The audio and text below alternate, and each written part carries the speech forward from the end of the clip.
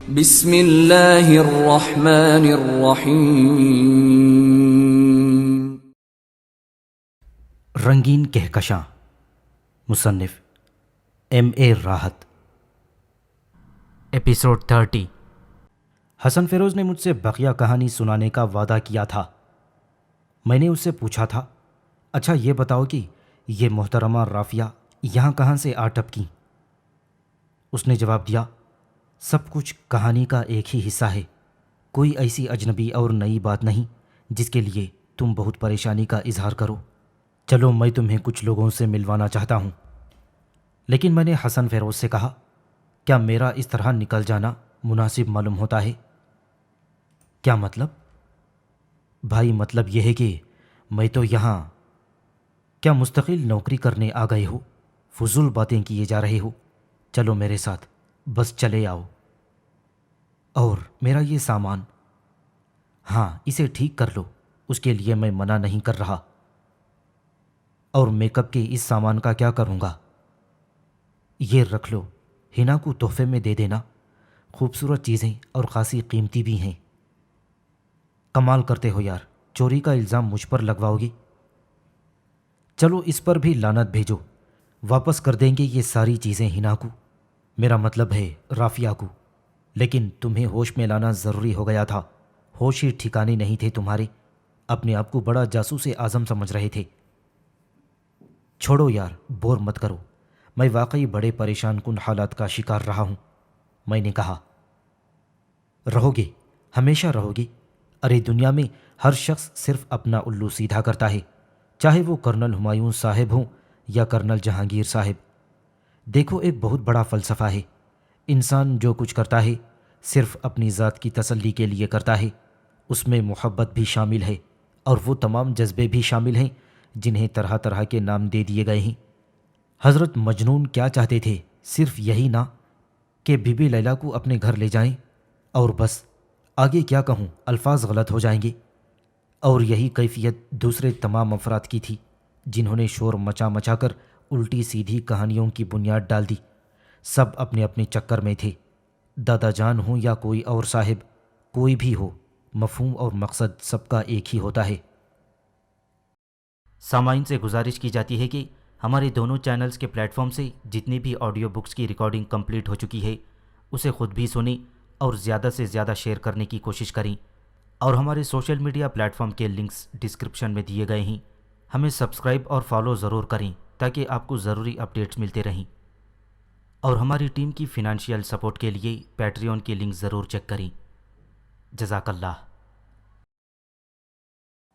اس پر میں نے کہا، اب تم یہاں فلسفہ بگھارتے رہو گے یا؟ اچھا یہ بتاؤ کہ وہ خط کہاں ہے جو تم نے مجھے بے ہوش کر کے لے لیا ہے؟ کچھ نہیں، کچھ بھی نہیں، کوئی حیثیت نہیں ہے اس خط کی۔ مجھے جو تفصیلات معلوم ہو چکی تھیں وہ اس خط میں بھی درج ہیں، لیکن ایک چیز بڑی دلچسپ ہے، میں بعد میں سمجھاؤں گا۔ اس کا مطلب ہے تم نے اسے کھول لیا ہے؟ ہاں، حسن فیروز نے جواب دیا، حالانکہ وہ کسی کی امانت تھی۔ دیکھو بکواس مت کرو، چلو یہ سارا سامان واپس بیگ میں رکھو، بیگ کندھے سے لٹکاؤ، یہ میک اپ کا سامان یہیں پلنگ کے نیچے پھینک دو، خط بھی اس کے ساتھ ہی پڑا ہوا ہے، اور یہاں سے چلو میرے ساتھ۔ کہاں؟ میں نے پوچھا۔ جہنم کے 24 طبق ہیں۔ ٹھیک ہے یار، چلو، اپنے گھر لے جا رہے ہو تو مجھے کوئی اعتراض نہیں، لیکن بعد کے حالات بھی تمہیں ہی سنبھالنا ہوں گے۔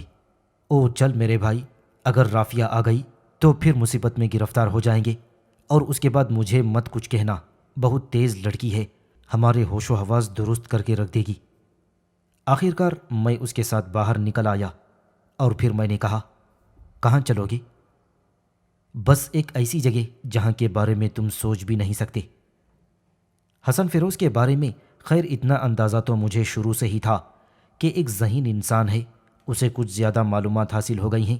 اس کا یہاں موجود ہونا، علی دانش کی گمشدگی، اور پھر رافیہ کا یہاں پایا جانا، کچھ ایسا طلسمی ماحول ہو گیا تھا کہ خود میری عقل بھی میرا ساتھ نہیں دے پا رہی تھی، اور میں جلد از جلد یہ جاننا چاہتا تھا کہ اصل صورتحال کیا ہے۔ کوئی ایک بھی بات سمجھ میں نہیں آ رہی تھی۔ بہرحال میرا بیگ میرے ساتھ تھا، اور ہم دونوں رحمان شاہ کی رہائش گاہ سے باہر چلے گئے۔ وہ تیزی سے ایک جانب چل پڑا، پھر اس نے تقریباً 2 فرلانگ کا راستہ طے کیا اور ایک ایسی جگہ پہنچ گیا جہاں گھوڑوں کا استبل بنا ہوا تھا۔ یہاں ایک شخص چارپائی ڈالے لیٹا ہوا حقہ پی رہا تھا۔ حسن فیروز کو دیکھ کر پرتپاک انداز میں کھڑا ہو گیا۔ آؤ خان، آؤ، کیا حال ہے تمہارا؟ میں ٹھیک ہوں، سیر کرنے کو دل چاہ رہا ہے، 2 گھوڑے تیار کر دو۔ گھوڑے تیار ہیں، بس زین لگائی دیتا ہوں، اس نے کہا، اور میں خاموشی سے حسن فیروز کی یہ کارروائی دیکھتا رہا۔ پھر حسن فیروز نے میری جانب دیکھ کر مسکراتے ہوئے کہا، گھوڑے کی سواری میں کوئی دقت تو نہیں ہوتی؟ نہیں، میں نے سرد لہجے میں جواب دیا۔ تو پھر چلو، اس نے کہا، اور ہم دونوں گھوڑوں پر سوار ہو کر چل پڑے۔ منزل نامعلوم تھی، لیکن میں جانتا تھا کہ یقیناً کوئی پراسرار انکشاف کرے گا۔ میں نے اسے دیکھ کر کہا، کچھ تو کم از کم بتاؤ۔ خاموش، انچارج میں ہوں، وہ مسکرا کر بولا، اور میں ٹھنڈی سانس لے کر خاموش ہو گیا۔ جنگل میں ہم کافی دور نکل آئے تو میں نے حسن فیروز سے کہا، تمہاری کوئی منزل بھی ہے یا پھر آج خودکشی کرنے کا ارادہ ہے؟ خودکشی کیوں؟ اس نے سوالیہ انداز میں مجھے دیکھا۔ جگہ جگہ بورڈ لگے ہوئے ہیں کہ یہاں درندے موجود ہیں، اپنی حفاظت کا بندوبست کر کے ان علاقوں کا سفر کیا جائے۔ کیا یہ تمہاری نگاہ سے نہیں گزرے؟ لیکن اس کے باوجود یہاں چھوٹی چھوٹی بستیاں آباد ہیں، اگر تم چاہو تو میں تمہیں ایک بستی کا نظارہ کرواؤں۔ میرے بھائی، یہاں کی بستیوں میں رہنے والے ان درندوں کو بھیڑ بکری سمجھتے ہیں، کیونکہ انہوں نے اپنی تحفظ کے لیے جو بندوبست کیے ہیں نا، اس کی وجہ سے وہ درندے ان کی صورتیں دیکھ کر بھاگتے ہوں گے۔ لیکن ہم شہری جو ہیں، اپنی اور ان کی کیا بات کرتے ہو؟ اس پر حسن فیروز نے کہا، ہاں یہ بات تو ہے۔ اچھا دیکھو، یہاں سے کچھ فاصلے پر ایک چھوٹی سی عمارت ہے، بس وہاں تک چلتے ہیں۔ اصل میں اس عمارت میں بھوت رہتے ہیں اور میں انہیں تم سے ملانا چاہتا ہوں۔ چلیے، اگر آپ کوئی ایڈونچر فرما رہے ہیں تو فرمائیے، بھوتوں سے ملاقات کا مجھے کوئی شوق تو نہیں، لیکن اگر وہ آپ کے عزیز و اقارب ہیں تو ظاہر ہے مجھے ان کا احترام تو کرنا پڑے گا۔ جواب میں حسن فیروز نے بڑا زوردار قہقہ لگایا تھا۔ یار، وہ ایسے عزیز ہیں میرے جو در حقیقت ناکارہ، نکمے، بلکہ یوں سمجھو میرے باپ دادا کی مانند ہیں۔ اگر کم از کم وہی مجھے لفٹ دے دیں اور ان میں سے کوئی میرا دوست بن جائے تو تم سے 1000 درجے بہتر ہوگا۔ ہاں وہ تو میں سمجھتا ہوں، ظاہر ہے تم نے مجھے یوں ہی فالتو گھاس ڈال دی ہے اور سوچا ہے کہ کچھ بھی نہ ہونے سے ہونا بہتر ہے۔ اس سے زیادہ اگر میری کوئی حیثیت ہوتی تو شاید تم مجھے تمام باتیں بتانا پسند کرتے۔ اب تو ظاہر ہے میں ایک ایسے دادا پوتے کے ساتھ ہوں جنہوں نے بہرے طور مجھے اپنی سرپرستی میں لیا ہوا ہے۔ مجھے اس کی خوشامد بھی کرنی ہے اور پھر اس کے متعلقین کی بھی، چنانچہ یہ ٹھیک رہے گا۔ اب حسن فیروز خاموشی سے سامنے دیکھتا رہا تھا، پھر اس نے آہستگی سے کہا، تمہارا شادی کا کیا ارادہ ہے؟ میں نے چونک کر اسے دیکھا، لیکن میں نے اس کا کوئی جواب نہیں دیا۔ وہ کچھ لمحے میرے بولنے کا انتظار کرتا رہا، پھر خود ہی بول پڑا، میری ضرورت تو پوری ہو گئی۔ کیا مطلب؟ میرے منہ سے بے اختیار نکلا۔ کبھی کبھی تمہارے انداز بالکل بیویوں والے ہو جاتے ہیں، نخرے کرنا، ناراض ہو جانا، شکایتیں کرنا۔ میں نے بیویوں کو ابھی تک اسی رنگ میں دیکھا ہے، اور یقین کرو تم سے انسیت کی کچھ وجوہات یہ بھی ہیں۔ عزیزی، ذرا ہوش و حواس قائم رکھو، تم نے شوہروں کو بیویوں کے ہاتھوں پیٹتے دیکھا ہے کبھی؟ وہ چونک پڑا۔ دیکھا ہے؟ میں نے پوچھا۔ مطلب کیا ہے تمہارا؟ اس نے بوکھلانے کی اداکاری کی۔ یہ نمونہ بھی میں تمہیں دکھا سکتا ہوں۔ کمینے آدمی ہو اور کوئی بات نہیں ہے، اس نے منہ بنا کر کہا۔ کیا تم مجھے کمینہ کہہ رہے ہو؟ متضاد باتیں کرتے ہو۔ اگر دل میں یہ خیال ہے کہ میں تمہیں اپنے آپ سے کوئی ہلکی شخصیت سمجھتا ہوں تو پھر تمہیں ایسے الفاظ ادا کرنے چاہیے جیسے تم ادا کر رہے ہو۔ اب میں اس پاگل آدمی کو دیکھنے لگا، نہ جانے وہ کیا چیز تھی۔ یہ صحیح معنوں میں بقول اس کے میری پھوپڑی میں بھی کھوڑا کیے بغیر نہیں رہے گا۔ اس کے بعد میں نے خاموشی اختیار کیے رکھی تھی، وہ بھی کچھ روٹھا روٹھا سا ہی نظر آ رہا تھا۔ اور پھر میں نے ان گھنے درختوں کے درمیان پانی کی آواز محسوس کی اور ادھر ادھر نگاہیں دوڑانے لگا۔ تب میں نے اس ٹوٹی ہوئی عمارت کو دیکھا۔ غالباً انگریزوں کے زمانے کا بنایا ہوا گیسٹ ہاؤس تھا جہاں فاصلہ طے کر کے ہم یہاں تک پہنچے تھے۔ اس میں کم از کم ایسی صورتحال کوئی تو نظر نہیں آئی تھی، اور جتنا فاصلہ طے کر کے ہم یہاں تک پہنچے تھے اس میں کم از کم ایسی کوئی صورتحال تو نظر نہیں آئی تھی جس سے یہ اندازہ ہو کہ اس علاقے میں کبھی کوئی آبادی ہوگی۔ سب کچھ جنگلوں پر ہی مشتمل تھا۔ عمارت خاصی بوسیدہ حالت میں تھی اور اس میں اینٹوں کے ٹوٹے ہوئے ڈھیر جگہ جگہ نظر آ رہے تھے۔ عمارت اس قدر بدصورت اور ہیبت ناک تھی کہ اسے دیکھ کر دل پر دہشت طاری ہوتی تھی۔ گھوڑے پرسکون تھے اور اندر داخل ہونے کے بعد حسن اپنے گھوڑے سے اتر گیا تھا۔ وہ نیچے اترا تو میں بھی اپنے گھوڑے کی پشت چھوڑ دی۔ تب حسن فیروز نے کہا، وہ سامنے اس دیوار میں گڑھے نظر آ رہے ہیں، گھوڑوں کو ان سے باندھو۔ میں نے خاموشی سے اس کی ہدایت پر عمل کیا تھا۔ عمارت کے سامنے والے حصے میں ایک چبوترا سا نظر آ رہا تھا اور اس چبوترے سے تھوڑا سا آگے ایک برآمدہ بنا ہوا تھا۔ پوری عمارت پراسرار اور ہیبت ناک کیفیت کی حامل تھی۔ حسن فیروز نے کہا، اس برآمدے کے نیچے بیٹھنے کے لیے میں نے جگہ بنا لی ہے۔ تم نے؟ میں نے چونک کر کہا، ہاں۔ تو اس کا مطلب ہے کہ تم یہاں آتے رہتے ہو؟ کئی بار آ چکا ہوں، اب تمہارے بارے میں تو کچھ نہیں کہہ سکتا، لیکن مجھ جیسے پاگلوں کے لیے یہ جگہ ایک اچھا پاگل خانہ ہے جہاں انسان سکون کے ساتھ خود اپنے ذہنی علاج کے بارے میں سوچ سکتا ہے۔ میں نے کوئی جواب نہیں دیا اور خاموشی سے حسن کی صورت دیکھتا رہا۔ برآمدے کے نیچے ہی ایک عمدہ جگہ صاف ستھری کر لی گئی تھی اور وہاں گھاس کا ڈھیر کچھ اس طرح ڈال دیا گیا تھا کہ اگر اس پر آرام کرنے کی کوشش کی جائے تو برا نہ لگے۔ ایک پتھر کا ٹکڑا بھی وہاں رکھ کر اس کے اوپر بھی گھاس ڈال کر تکیہ بنا لیا گیا تھا، اور یہ جگہ دیکھ کر مجھے ایک عجیب سا احساس ہوا تھا۔ اگر حسن اس ویرانے میں آ کر اپنے آپ کو، جیسا کہ اس نے کہا تھا، تھوڑا بہت ذہنی سکون دینے کی کوشش کرتا ہے تو اس کا مطلب ہے کہ اس کے اندر واقعی لاتعداد طوفان چھپے ہوئے ہیں، اور یہ طوفان معمولی نوعیت کے حامل نہیں۔ ایسی جگہ جہاں انسان اپنی فطرت کھو بیٹھے وہاں یہ آ کر آرام کرتا تھا، اور یہ ایک خوفناک عمل تھا۔ چنانچہ مجھے فوراً ہی سنبھلنا پڑا۔ اس شخص کو کسی بھی صورت میں نظر انداز نہیں کیا جا سکتا تھا۔ چنانچہ میں نے اپنا رویہ تبدیل کر لیا، البتہ اس طرح کہ اسے میری گہری سوچ کا احساس نہ ہو۔ اب میں نے بدستور ہونٹ بھینچتے ہوئے سوال کیا، جناب کیسے یہاں تشریف لانا ہوا؟ اب بیان فرمانا پسند کریں گے؟ کہاں نہ، اس بھوت گھر میں تھوڑا سا وقت تمہارے ساتھ گزارنا چاہتا ہوں۔ حسن، تم میرے ساتھ زیادتی کر رہے ہو۔ غلط تو نہیں کہا تھا میں نے کہ تمہارا ساتھ ہونے کے بعد شادی کرنے کی کوئی ضرورت باقی نہیں رہتی، تمام اقسام مل جاتی ہیں۔ اب کاش تم آئینے میں اپنی صورت دیکھ سکتے، بالکل ایک روٹھی ہوئی بیوی محسوس ہو رہے ہو۔ نہیں یار حسن، سچ کہہ رہا ہوں، ساری باتیں اپنی جگہ۔ کبھی کبھی میں اپنی پٹری سے اتر جاتا ہوں، اس کے لیے جب تک مجھے معاف کر سکو تو معاف کر دینا، اور جب ناقابل معافی ہو جاؤں تو محبت سے نکال دینا، کوئی ایسی بات نہیں ہے۔ بس ٹھیک ہے، مجھے بھی ناراض ہونے کا حق ہے، چنانچہ میں بھی ناراض ہو جاتا ہوں۔ اس نے کہا، ناراضگی کے دوران کیا خاموشی اختیار کرنا پڑے گی یا گفتگو کی جا سکتی ہے؟ نہیں، گفتگو کی جا سکتی ہے، اس نے مکمل سنجیدگی کے ساتھ کہا۔ تو پھر یہ بتاؤ، وہاں جنگل میں مجھے جہنم میں جھونکنے کے بعد تم اور علی دانش کہاں غائب ہو گئے تھے؟ میں نے سوال کیا۔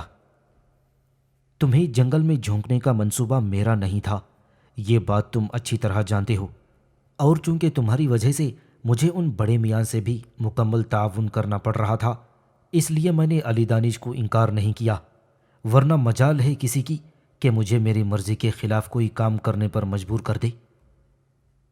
تو پھر اس کے بعد کیا ہوا؟ میں نے سوال کیا۔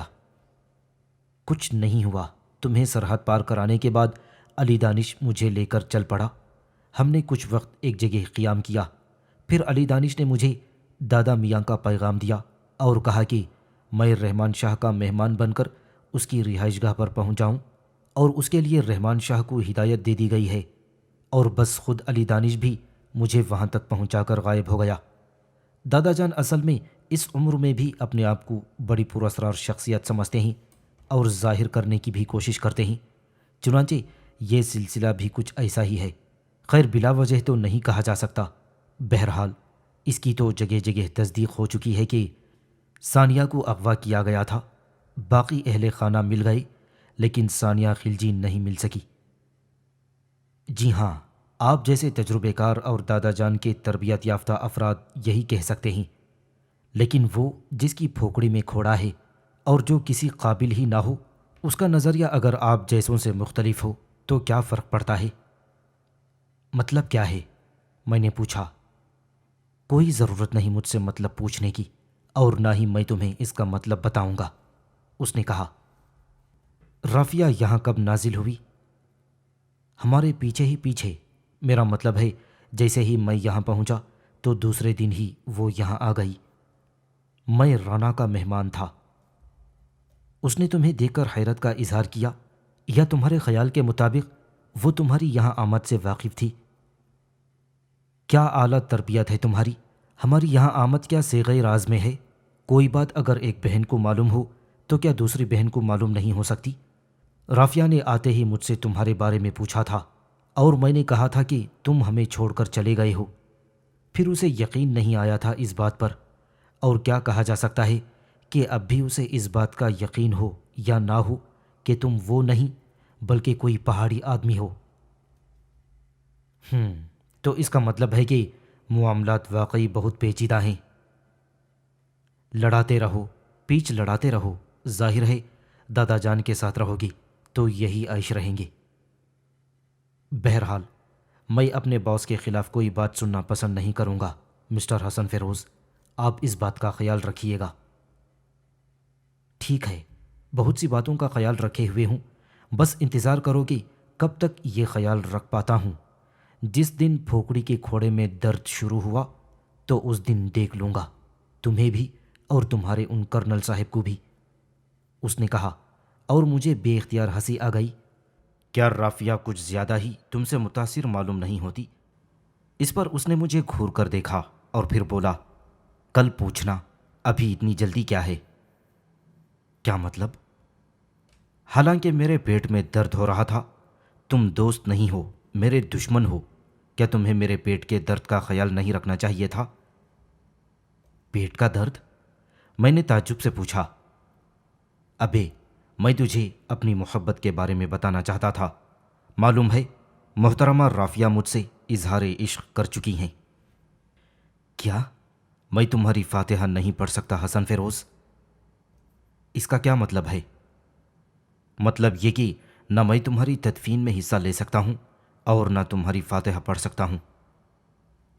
ہو گیا نا آخر؟ حسن فیروز پر مسرت لہجے میں بولا۔ کیا ہو گیا؟ کھوڑا ہو گیا تمہاری پھوکڑی میں۔ نہیں، جو کچھ میں کہہ رہا ہوں پاگل پن کے عالم میں نہیں کہہ رہا، بلکہ سچائی سے بتا رہا ہوں۔ تمہیں عشق اور رافیہ سے، اس خطرناک لڑکی سے جو صورت سے ہی بھیانک نظر آتی ہے۔ جل گئے نا آخر؟ اس پر میں نے کہا، میری جوتی جلتی ہے۔ رافیہ جیسی لڑکیوں سے تم 10,000 بار عشق کرو، لیکن ایک بات بتائی دیتا ہوں، عشق کرنے کے بعد جب یہاں سے واپس چلو گے نا تو رافیہ کا نام تمہاری زبان سے نہ سنو، سمجھے؟ یار کمال کر رہے ہو، کچھ زیادہ آگے نہیں بڑھ گئے تم؟ بکواس مت کرو حسن، کچھ آگے واگے نہیں بڑھا، بہت سارے معاملات میں ڈھیل دے سکتا ہوں۔ دادا جان نے تمہاری ذمہ داری مجھے سونپی ہے، اس میں کوئی گڑبڑ برداشت نہیں کر سکتا، میں نے غرائی ہوئی آواز میں کہا، اور وہ حیرت اور دلچسپی کے عالم میں مجھے دیکھتا رہا، اور پھر بے اختیار ہنس پڑا اور بولا، ٹھیک ہے محترم چچا جان، آپ کہتے ہیں تو آئندہ اس بات کا دھیان رکھا جائے گا، لیکن اس خادم کی کہانی بھی سن لیں۔ جی سنائیے۔ اب حسن فیروز نے کہنا شروع کیا، بھائی دادا جان کی ہی ایما پر یہاں پہنچایا گیا تھا اور علی دانش یہاں چھوڑ کر بھاگ گیا۔ رحمان شاہ صاحب نے اچھے طریقے سے استقبال کیا تھا، طریقہ کار جو بھی اختیار کیا گیا ہو مجھے پتہ نہیں، لیکن بہرحال انہیں میری آمد کا علم تھا۔ یہاں آنے کے بعد میں نے یہ سوچا کہ اب میں کیا کروں۔ اصل میں یہ کرنل صاحب جو ہیں نا، یہ کرنل نمبر 2 کے بھی باپ ہیں۔ ایسے الٹ پھیر اختیار کرتے ہیں کہ انسان خود بخود اپنی کھوپڑی سے آؤٹ ہو جائے۔ اب بھلا بتاؤ، سولی پر چڑھا دیا پہلے، وہ رانا بے اختیار کے پاس بھیج دیا، اور رانا صاحب نے ایک ایسا اوندھا سیدھا چکر چلایا جس کے بارے میں اگر تم خود کوئی اندازہ لگا سکے ہو تو مجھے بھی بتا دو، تمہارے بال بچوں کا بھی احسان مند رہوں گا۔ پیچھے پیچھے یہ رافیہ بیگم آ گئی، بس ذرا سی شناسائی درکار ہوتی ہے، اور جہاں تک عشق کا معاملہ ہے تو یار کسی پاگل آدمی سے اس کی توقع رکھتے ہو تم کہ وہ کسی سے سنجیدگی سے عشق کر سکے گا؟ بس رافیہ صاحبہ اس کی خواہش مند تھیں کہ کوئی انہیں چاہے، تو میں نے سوچا چلو انسان ہی انسان کے کام آتا ہے، انہیں کچھ عرصے کے لیے چاہنے لگوں۔ ویسے تمہیں ایک بات بتاؤں، صاف ستھری طبیعت کا مالک ہوں، فطرت انسان کے تحت اس کی جانب متوجہ ہو گیا ہوں۔ وہ اصل میں اگر ایسا نہیں ہوتا نا تو یہ بائیں پسلی میں درد ہوتا ہے، مطلب سمجھ گئے ہوگے۔ انسان کی شخصیت میں یہ بائیں پسلی بڑی اہمیت رکھتی ہے، اور عورت کی تخلیق یہیں سے ہوئی ہے، اور جب تک بائیں پسلی کا معاملہ نہ ہو انسان اس درد سے محفوظ نہیں رہ سکتا۔ درد کا معاملہ ہے یار، کم از کم اتنی رعایت تو دے دو۔ تمام تر اخلاقی حدود کے ساتھ میں نے کہا۔ او بھائی اخلاق احمد، دوسرے انسان کو بھی اس قدر پسماندہ ذہنیت کا مالک نہ سمجھ لیا کرو، بری بات ہے۔ کیا اب تک ہم نے کام کی ایک بات بھی کی ہے؟ میں نے پوچھا۔ کیا قصور میرا ہے؟ وہ آنکھیں نکال کر بولا۔ یہاں تم صرف رافیہ کے ساتھ مٹر گشت کر رہے ہو یا اس کے علاوہ بھی تم نے کچھ کیا ہے؟ ہاں کیا ہے۔ کیا کیا کیا ہے؟ حالات معلوم کیے ہیں۔ کیسے حالات؟ وہ حالات جو ہمارے کام آ سکتے ہیں۔ مطلب یہ کہ میں نے اس عمارت میں رہنے والوں کے بارے میں تفصیلات معلوم کی ہیں۔ یہ بات تو تمہارے علم میں ہے کہ رحمان شاہ رانا اختیار خلجی کا سگا بھائی نہیں ہے؟ ہاں یہ بات میرے علم میں ہے۔ اور یہ بات تمہارے علم میں ہو یا نہ ہو کہ رحمان شاہ کی اصل والدہ یہیں رہتی ہیں؟ یہ بات میرے علم میں نہیں ہے۔ رحمان شاہ شادی شدہ ہے اور 3 خوبصورت لڑکیوں کا باپ ہے، اور یہ تینوں لڑکیاں ہر طرح سے فیشنیبل ہیں، شوق و شریر بھی ہیں، لیکن مغرور بہت زیادہ۔ میں نے ہمیشہ ان کے گھاس کے گٹر میں سے تھوڑی سی گھاس نکالنے کی کوشش کی، لیکن کمبخت بڑی کنجوس نکلیں، مجبوراً رافیہ ہی پر انحصار کرنا پڑا۔ ویسے تمہیں یہ سن کر تعجب ہوگا کہ خود رحمان شاہ رافیہ کو بہت زیادہ پسند کرتا ہے، اور ایک طرح سے اس سے تھوڑی سی محبت بھی کرتا ہے، میرا مطلب ہے اپنے بچوں کی مانند۔ حیرت ہے، میں نے کہا۔ اور کچھ؟ وہ تو تم ہی بتاؤ گی۔ میں تمہیں جو کچھ بتاؤں گا دوست، تم سمجھ لو کہ تمہاری کھوپڑی درست ہو جائے گی۔ حسن نے اس انداز میں کہا تو میں اسے چونک کر دیکھنے لگا۔ اچھا یہ بتاؤ کہ کیا ثانیہ کے بارے میں کچھ پتہ چلا ہے؟ پہلے تم میرے سوالات کے جواب دو۔ چلو ٹھیک ہے، مجھ سے جو کچھ پوچھنا چاہتے ہو پوچھو۔ کہاں رہے اتنے دن؟ سرحد کی دوسری جانب دھکیل دیا گیا تھا، وہاں وہ نہیں ہوا جو علی دانش نے کہا تھا۔ کیا مطلب؟ حسن چونک کر بولا، اور میں اسے تفصیلات بتانے لگا۔ پھر میں نے شروع سے لے کر آخر تک ساری کہانی حسن فیروز کو سنا دی۔ حسن فیروز کا چہرہ تصویر حیرت بنا ہوا تھا۔ میرے خاموش ہونے کے باوجود بھی وہ دیر تک خاموش رہا، اور پھر بولا، قسم خدا کی مجھ سے زیادہ دلچسپ زندگی تو تم نے گزاری ہے۔ پہاڑوں کی اس عجیب و غریب دنیا میں کیا انوکھی کہانیاں بکھری ہوئی ہیں۔ کیا نام بتایا تھا تم نے؟ جنگوش؟ ہاں۔ اور اس کے بعد بدر جلال نے تمہیں جو حقیقتیں بتائیں وہ؟ بدر جلال بہت اچھا انسان ہے، اور اگر تم چاہو تو گہرائیوں سے اس بات کی تصدیق کر سکتے ہو۔ ویسے رحمان شاہ کی شخصیت تو بری نہیں ہے۔ شخصیتیں تو خیر بری نہیں ہوتیں، لیکن انسان بعض معاملات میں مجبور ہو جاتا ہے۔ لیکن اب یہ بتاؤ کہ ثانیہ کے اغوا کا چکر کیا ہے، اور اس کے بارے میں معلومات کس طرح حاصل کی جائیں؟ حسن فیروز نے اس انداز میں کہا کہ میری بائیں آنکھ پھڑکنے لگی۔ اور جب میری بائیں آنکھ پھڑکتی تھی تو مجھے یہ احساس ہوتا تھا کہ سامنے والا مجھے اندر سے کچھ ٹٹولنے کی کوشش کر رہا ہے۔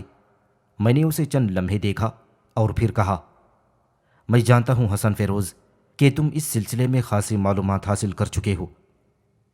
کیا مطلب ہے تمہارا؟ وہ چونک کر بولا۔ میں نے کہا نا، تم خاصا کام کر چکے ہو، لیکن یہ ایک حقیقت ہے کہ میں ابھی تک کوئی معلومات حاصل نہ کر سکا۔ تو پھر اس کا مطلب ہے مجھے تم پر فوقیت حاصل ہے؟ اس سے انکار کون کرتا ہے؟ ارے واہ، یہ ہوئی نا بات۔ جب کوئی میری برتری کو قبول کر لیتا ہے تو پہلے تو مجھے حیرت ہوتی ہے، پھر خوشی ہوتی ہے، اب حیرت کے بعد مجھے خوشی ہو رہی ہے۔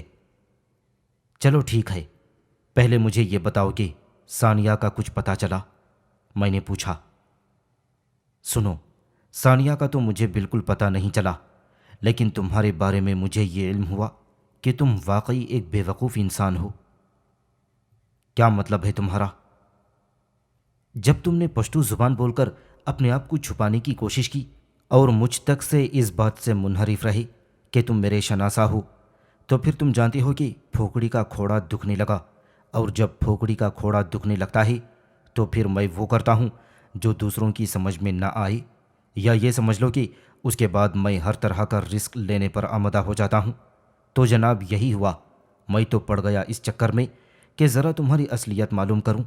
اصل میں پہلے تو میں نے یہی سوچا تھا کہ تم کچھ وقت کے بعد مجھے بتا دو گے کہ کیا قصہ ہے، لیکن بعد میں مجھے یہ احساس ہوا کہ تم رافیہ کو نہیں بلکہ اپنے آپ کو تسلیم نہ کر کے مجھے اور رافیہ دونوں کو ہی بے وقوف بنانے کی کوشش کر رہے ہو۔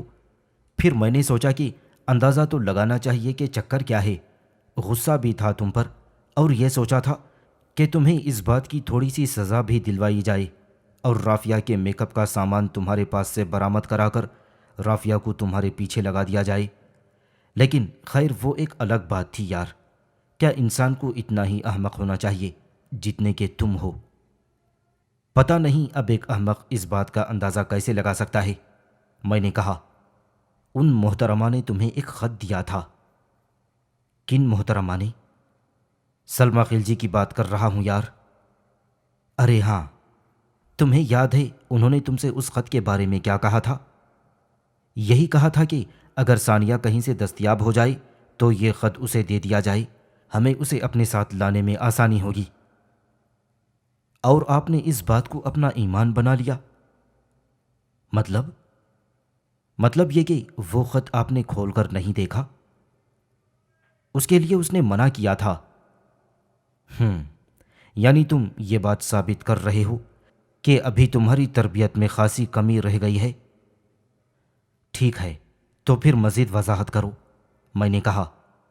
لو، خود پڑھ لو، اس نے کہا اور خط نکال کر میری جانب بڑھا دیا۔ وہ لفافہ کھلا ہوا تھا۔